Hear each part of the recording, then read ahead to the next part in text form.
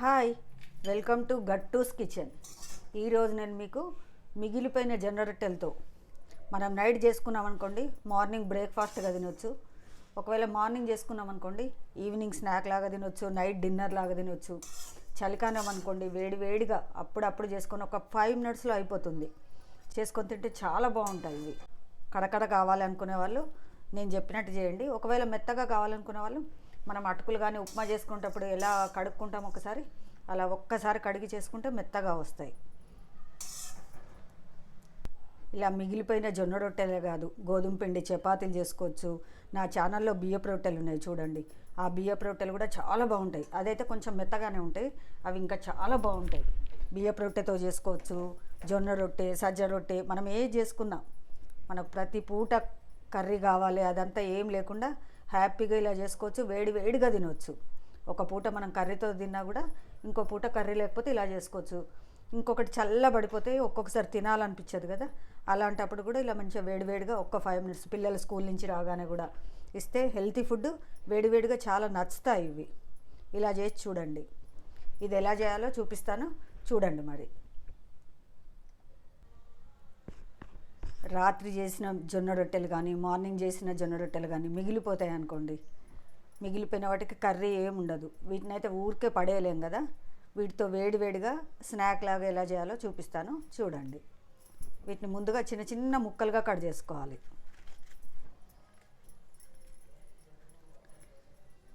ఇలా చిన్న చిన్న ముక్కలుగా కట్ చేసుకోవాలి. ఇలా అన్నీ చిన్న చిన్న ముక్కలుగా కట్ చేసి పెట్టుకోవాలి. ఆ తర్వాత ఇలా ఒక మూకుడు పెట్టుకొని ఒక 2-3 స్పూన్లు నూనె వేసుకోవాలి. ఈ నూనె వేడెక్కనివ్వాలి. ఆవాలు జీలకర్ర వేసుకోవాలి.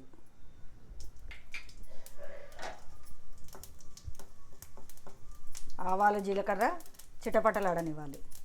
ఆ తర్వాత ఒక మీడియం సైజు ఉల్లిపాయ సన్నగా కట్ చేసుకొని ఇది కూడా వేసుకోవాలి. ఒక్క 2 నిమిషాలు వేగనివ్వాలి. సన్నగా కట్ చేసిన పచ్చిమిర్చి ఒక 2 వేసుకున్నాను, మనం తినే కాడాన్ని బట్టి వేసుకోవచ్చు. ఇవి కూడా కొంచెం వేగనివ్వాలి.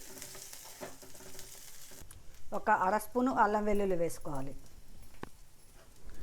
కొంచెం కరివేపాకు వేసుకోవాలి. అల్లం వెల్లుల్లి పచ్చి వాసన పోయే వరకు వేయించుకోవాలి. ఇప్పుడు సరిపడినంత ఉప్పు వేసుకోవాలి. నేనైతే చాలా తక్కువ వేసుకున్నాను, ఎందుకంటే మిరపకాయలకు సరిపోయేంతనే వేసుకున్నాను. నేను జొన్న రొట్టె చేసేటప్పుడు కంపల్సరీ ఉప్పు వేసే చేస్తాను నేను కొంచెము, అందుకనే మీరు తినేదాన్ని బట్టి చూసుకొని వేసుకోండి. ఇప్పుడు ఇందులో జొన్న రొట్టెలు మనం ముక్కలు చేసి పెట్టుకున్నాను కదా, ఇవన్నీ ఇందులో వేసుకోవాలి. వీటిని పైనకి కిందికి చక్కగా కలుపుకోవాలి. ఇలా జొన్న రొట్టెలు అంతా కలిపి మూత పెట్టి మనం తక్కువ సెక మీద ఒక 5 నిమిషాలు అవి చక్కగా వేడి కావాలి. వేడయ్యే వరకు స్టవ్ మీద ఉంచాలి. ఒక 5 నిమిషాల తర్వాత మూత తీసి ఒకసారి చక్కగా కలుపుకోవాలి. ఉప్పు ఏమైనా తక్కువైతే ఇప్పుడే చూసుకొని కొంచెం ఉప్పు జల్లుకోవాలి. ఇవి ఇలా కొంచెం గట్టి గట్టిగా ఉంటాయి. నాకు జొన్న రొట్టెలు కూడా కొంచెం గట్టిగా ఉండడమే ఇష్టము. ఒకవేళ మెత్తగా కావాలనుకునే వాళ్ళు మనం ముక్కలు చేసుకున్నాం కదా జొన్న రొట్టెలు, అప్పుడు ఒక్క నిమిషం వాటర్లో అటుకులు ఎలా కడుగుతాం అలా కడిగి వేసుకుంటే మెత్తగా వస్తాయి. ఇంకా దీంట్లో ఇష్టం ఉంటే పెసరపప్పు ఒక అరగంట ముందు నానబెట్టి ఆ పప్పు కూడా వేసుకోవచ్చు, అలా కూడా చాలా బాగుంటుంది. ఇలా అయిపోయినాక సన్నగా తరిగిన కొత్తిమీర వేసుకోవాలి. అంతా కలుపుకోవాలి. మిగిలిపోయిన జొన్న రొట్టెలతోటి ఇలా తాలింపు, మేమైతే పోపుకేసిన జొన్న రొట్టెలు అంటాం, పోని జొన్న రొట్టెలు అంటాం. రెడీ అయిపోయినాయి.